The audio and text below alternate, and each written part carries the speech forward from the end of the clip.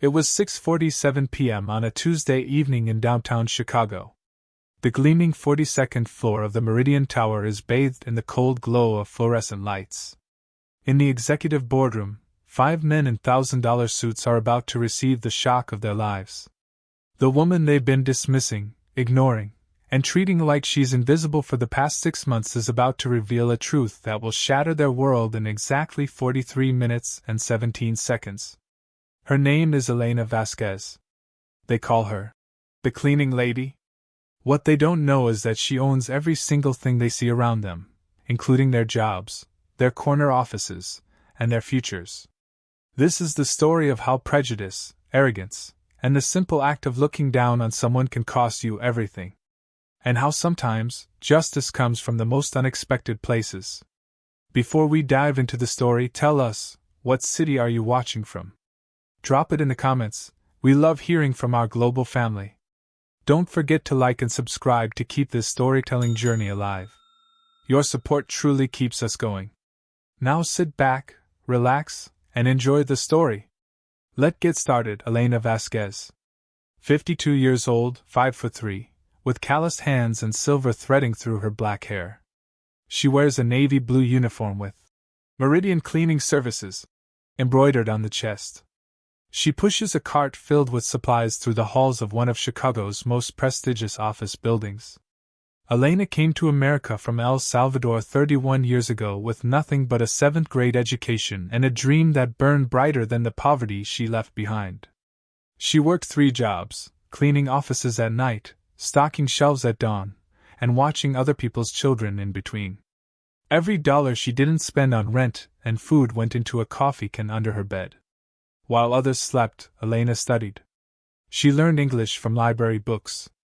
She taught herself accounting, business law, and finance from textbooks she bought with quarters and crumpled bills. She watched, she listened, and she learned how money moved through the corporate world. By 35, she had saved enough to buy her first small cleaning contract. By 40, she owned 12 commercial cleaning accounts. By 45, she had quietly acquired a controlling interest in Meridian Properties through a complex web of LLCs and investment partnerships that would make Wall Street lawyers weep with envy.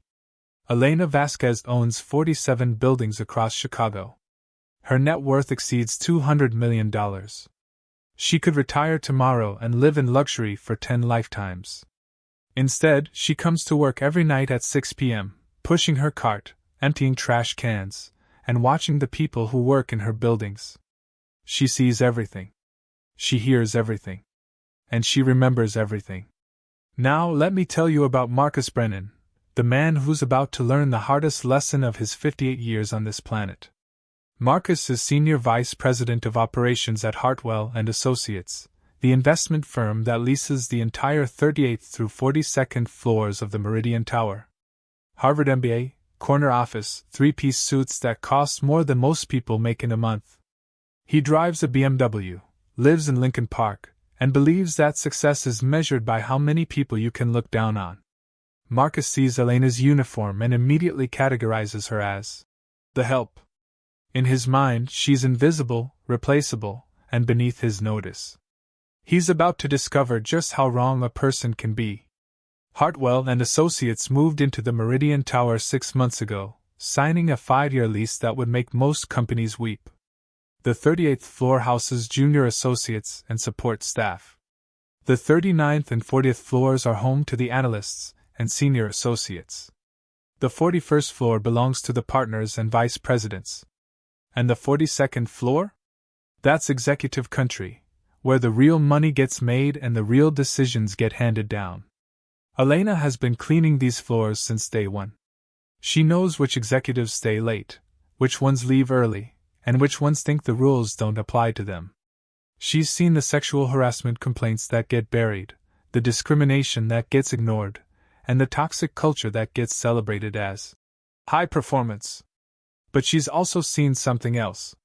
She's seen Marcus Brennan and his inner circle, CFO David Walsh, VP of Human Resources Jennifer Martinez, VP of Operations Rick Sullivan, and Senior Partner Thomas Hartwell himself, systematically creating a hostile work environment that would make a medieval dungeon seem welcoming. They fired 12 employees in 6 months. 7 were women. 5 were people of color. All of their terminations were classified as performance issues. But Elena has heard the real conversations. She's seen the emails left open on screens. She knows the truth. The company's employee handbook promises respect, dignity, and equal opportunity for all. The reality is very different. And Elena has been documenting everything. You see, when you're invisible, people say things around you they would never say otherwise. They make phone calls, have meetings, and discuss strategies as if you don't exist. For 6 months, Elena has been the ultimate fly on the wall. Tonight, Marcus Brennan is about to cross a line that will change everything. It's 6:15 p.m. The main office is mostly empty, but the executive floor is still buzzing with activity. Elena enters with her cart, beginning her nightly routine. She empties trash cans, wipes down surfaces, and quietly goes about her work. Marcus Brennan storms out of his office, his face red with frustration. He's been on the phone with a client who's threatening to pull a $30 million account. He needs someone to blame, and Elena happens to be in his line of sight. "Excuse me," Marcus snaps, his voice dripping with condescension. "You cleaning lady?" Elena looks up from the trash can she's emptying. "Yes, sir. This office is a mess. The floors are dirty, the bathrooms are disgusting, and my office smells like whatever chemical garbage you people use." "What's your name?" "Elena Vasquez, sir." "Well, Elena," Marcus says, pronouncing her name with exaggerated slowness, "you need to understand something. This isn't some rundown factory where you can half-ass your way through the day. This is a professional environment. We have standards here." Elena nods politely. "I understand, sir. Is there something specific you'd like me to address?" Marcus laughs, a harsh, ugly sound. "Specific? How about you start by actually doing your job? And while we're at it, you can tell your supervisor that if this place isn't spotless by tomorrow morning, we'll be finding a new cleaning service. One that understands what quality work looks like. I'll make sure everything meets your standards, Mr. Brennan. It's SIR to you. And yes, you will. Because people like you are a dime a dozen. Don't forget that." Elena continues her work, her face impassive. But inside, something is crystallizing. This isn't about cleaning. This isn't about standards. This is about power, respect, and the assumption that someone's uniform determines their worth. Marcus returns to his office, slamming the door behind him. Elena continues emptying trash cans. But now she's also making mental notes. The conversation she just overheard about the Richardson account. The sexual harassment complaint that Marcus buried last week. The discriminatory hiring practices that have kept the executive floor looking like a 1950s country club. Elena has been patient. She's been observant. She's been professional. But patience has its limits. Over the next 3 weeks, Marcus Brennan's behavior escalates. It starts with small things. He deliberately drops trash on the floor after Elena has cleaned. He schedules meetings in rooms right after she's finished cleaning them, then complains that the space isn't ready. He makes comments about lazy immigrants, just loud enough for her to hear. But it gets worse. Marcus begins a campaign of systematic humiliation. He calls Elena into his office to point out imaginary problems. He times her breaks and reports her to building management for excessive time away from duties. He starts referring to her as the Mexican lady in meetings, despite knowing her name and her country of origin. Elena documents everything. Every comment, every complaint, every deliberate act of disrespect gets recorded in a small notebook she keeps in her cart. But more importantly, she's also documenting the illegal activities she witnesses.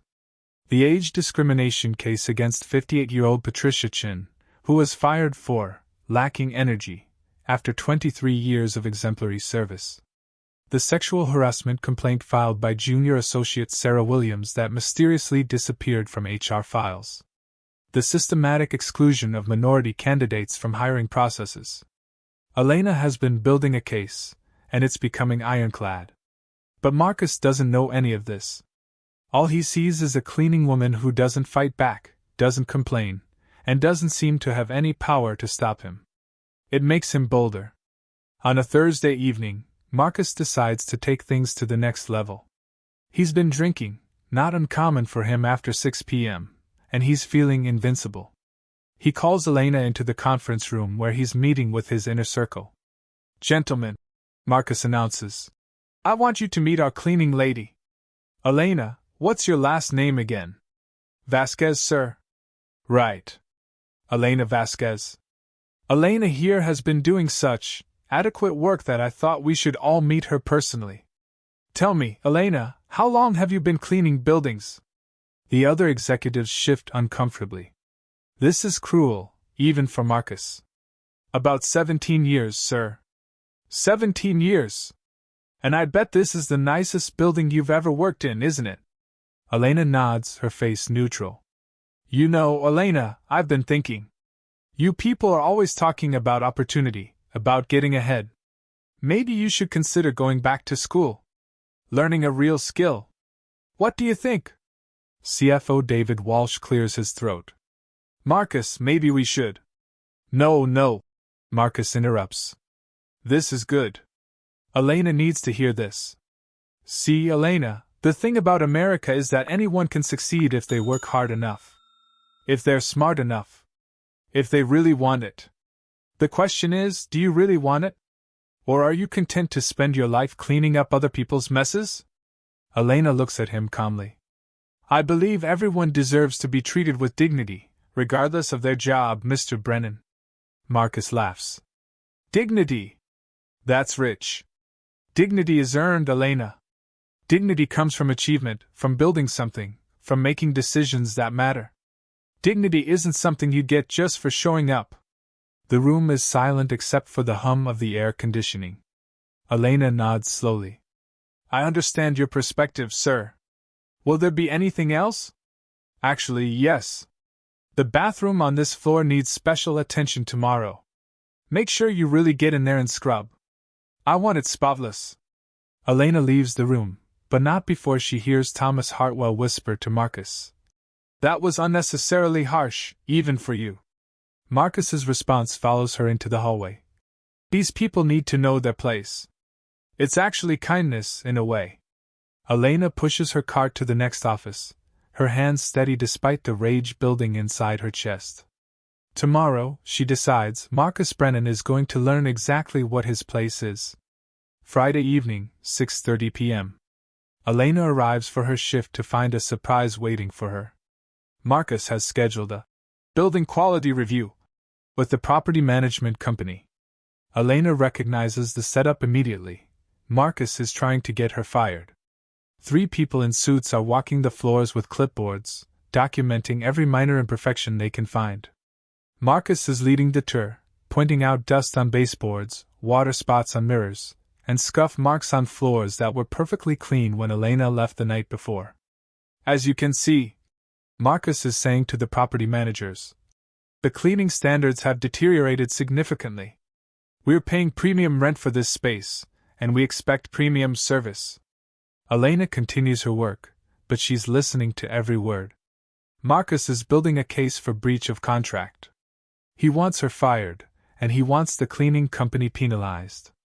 But he's about to go too far. Marcus calls Elena over to the group. "Elena, these gentlemen are from property management. They have some concerns about your work quality." One of the property managers, a nervous-looking man named Peterson, seems uncomfortable. "Mr. Brennan, I have to say, the cleaning standards seem to meet our normal." "Normal isn't good enough," Marcus interrupts. "We need exceptional. Elena, show these gentlemen the bathroom you cleaned last night." They walk to the executive bathroom. Marcus has clearly sabotaged it. There's toilet paper scattered on the floor, soap smeared on mirrors, and what looks like coffee deliberately spilled on the counter. "This," Marcus announces, "is unacceptable. Elena, do you see this mess?" Elena looks at the bathroom, then at Marcus. She knows exactly what he's done. "Yes, sir. And what do you have to say for yourself?" Elena is quiet for a long moment. Then she speaks, her voice calm and steady. I have to say that someone made this mess after I left last night. Marcus's face turns red. Are you accusing someone of lying? I'm stating a fact. This bathroom was clean when I finished my shift. How dare you? Marcus explodes. How dare you stand there and lie to these people? This is exactly the kind of attitude problem we've been dealing with. No accountability, no responsibility, just excuses and accusations. He turns to the property managers. Gentlemen, I want this woman removed from our building immediately. And I want her company held liable for breach of contract. Peterson shifts uncomfortably. Mr. Brennan, we need to investigate. There's nothing to investigate. Look around you. The evidence is right here. Marcus turns back to Elena, his voice rising. You people come to this country and think you can coast by on the minimum effort. You think you deserve respect just for showing up. Well, let me tell you something, respect is earned. And you haven't earned anything except a one-way ticket back to whatever third-world country you crawled out of. The silence that follows is deafening. Even the property managers are staring at Marcus in shock. Elena looks at him for a long moment. Then she reaches into her cart and pulls out her phone. Mr. Brennan, she says quietly, I think there's something you should know. Elena dials a number on her phone. It rings once, twice, then connects. Mr. Davidson? This is Elena Vasquez. Yes, I'm in the building now. Could you please come up to the 42nd floor? We have a situation that requires your immediate attention. Marcus laughs harshly. Who are you calling? Your supervisor? Your manager? Let me tell you something, lady. I don't care who you call. You're done here. Elena hangs up the phone and looks at Marcus calmly. I called the building owner. Good. Maybe he can explain to you what professional standards look like. 2 minutes later, the elevator dings. Out steps James Davidson, the building's property manager, followed by a woman in an expensive suit carrying a briefcase. Mr. Davidson, Marcus says, extending his hand. Thank you for coming. I think you'll find that your cleaning contractor has been. Mr. Brennan, Davidson interrupts. I believe you've met Elena Vasquez. Yes, and I want her removed from. Mr. Brennan, the woman in the suit speaks for the first time. My name is Catherine Rodriguez. I'm Ms. Vasquez's attorney.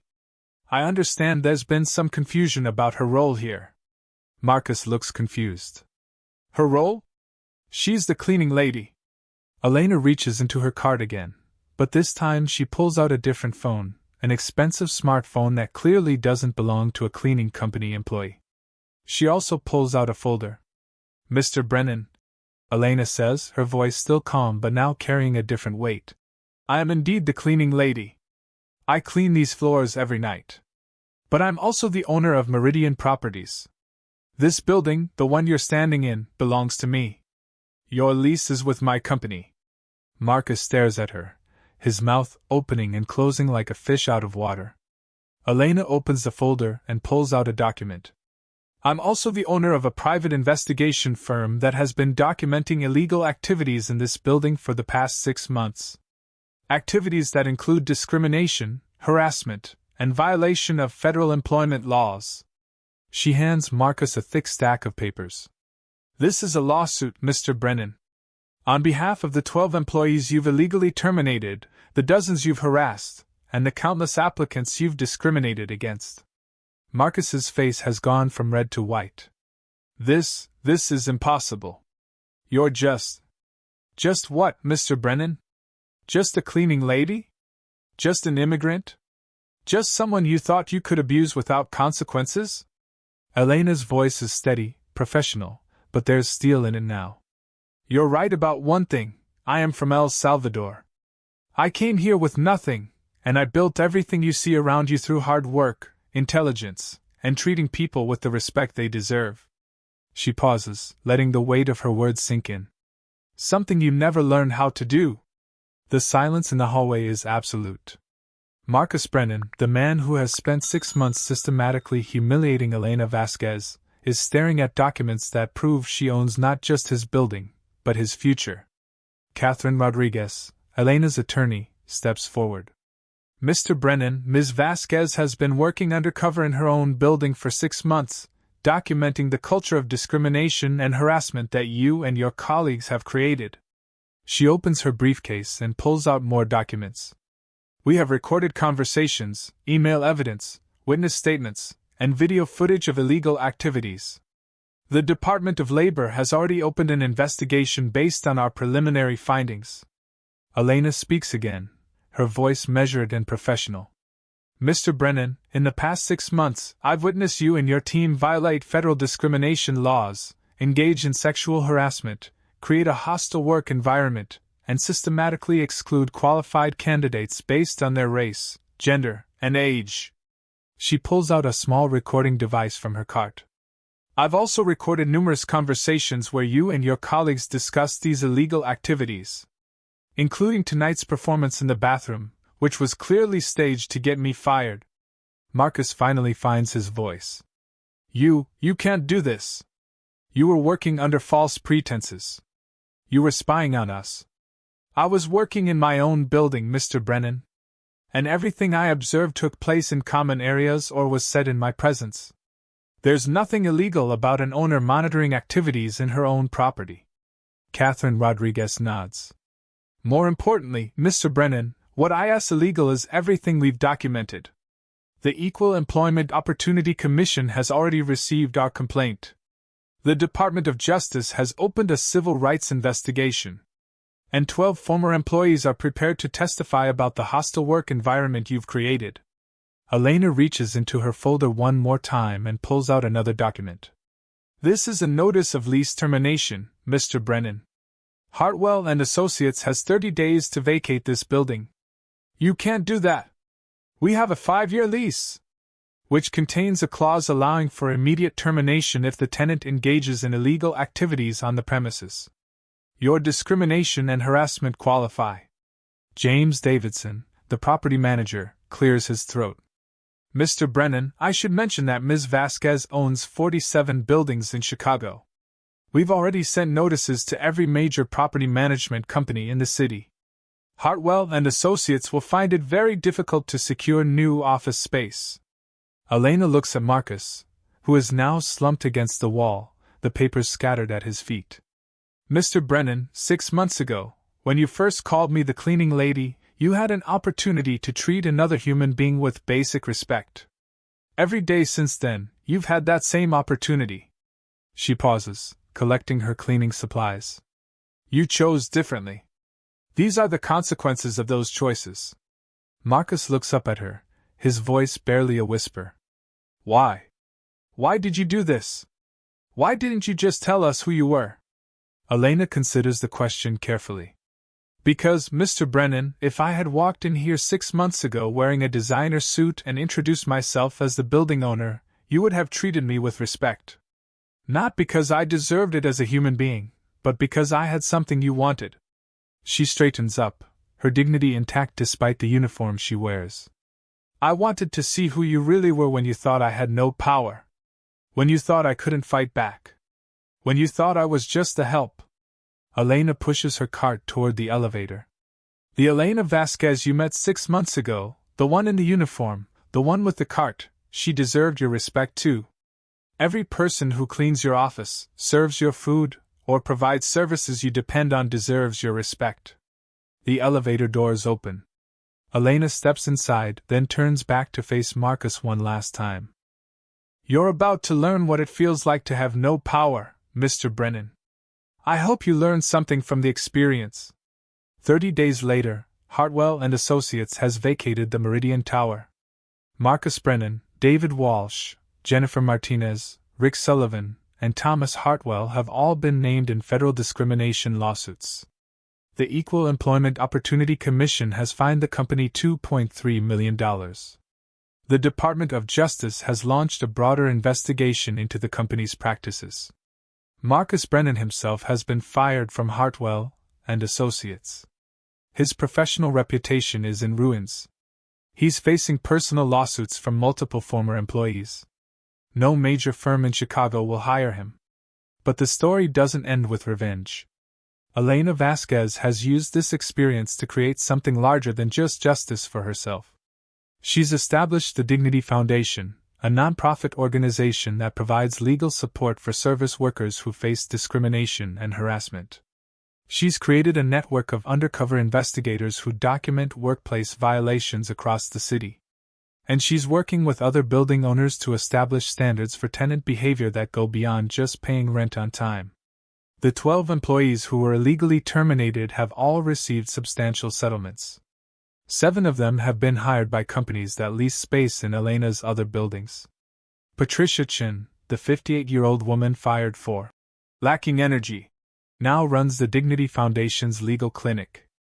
Elena still owns her cleaning company. She still visits her buildings regularly, though now she wears business suits instead of uniforms.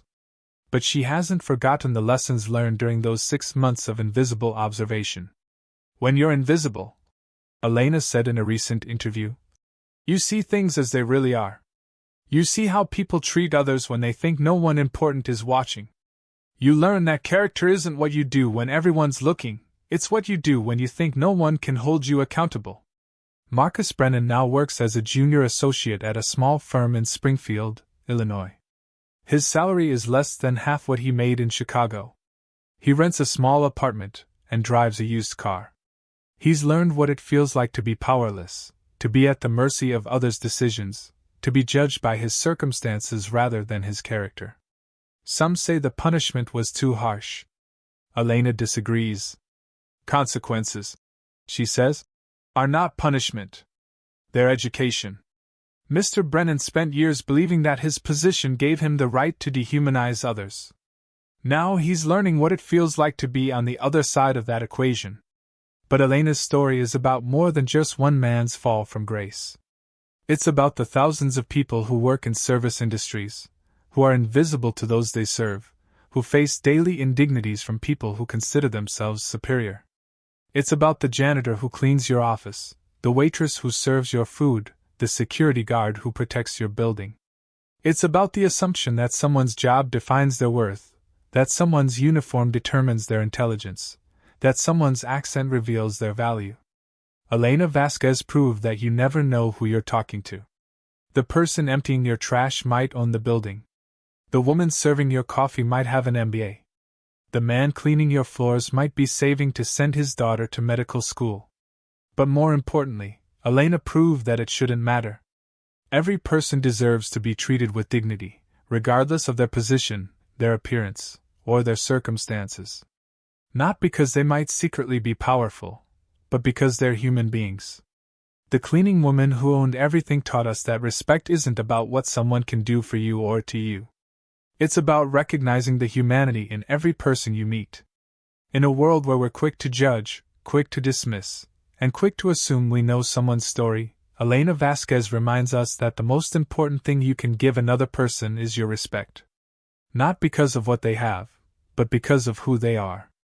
And sometimes, just sometimes, the person you're looking down on is actually looking down on you. They're just too dignified to let you know it. Until the day they decide you've forgotten your humanity one too many times. That's when the cleaning lady stops cleaning up your messes and starts cleaning house. This has been the story of Elena Vasquez and Marcus Brennan, a reminder that in a world where power is often measured by position and wealth, the greatest power of all is the power to maintain your dignity while helping others find theirs. Remember, you never know who you're talking to. But more importantly, it shouldn't matter. Every person you meet deserves your respect, your kindness, and your humanity. Because in the end, we're all just people trying to make our way in the world. Some of us just hide it better than others. If you are moved by this story that we should stop judging books by their covers, join the We Are Black family. Subscribe and become part of the conversation that's changing everything. Stories like this happen every day. Subscribe to We Are Black and stay informed about what's really happening in our communities.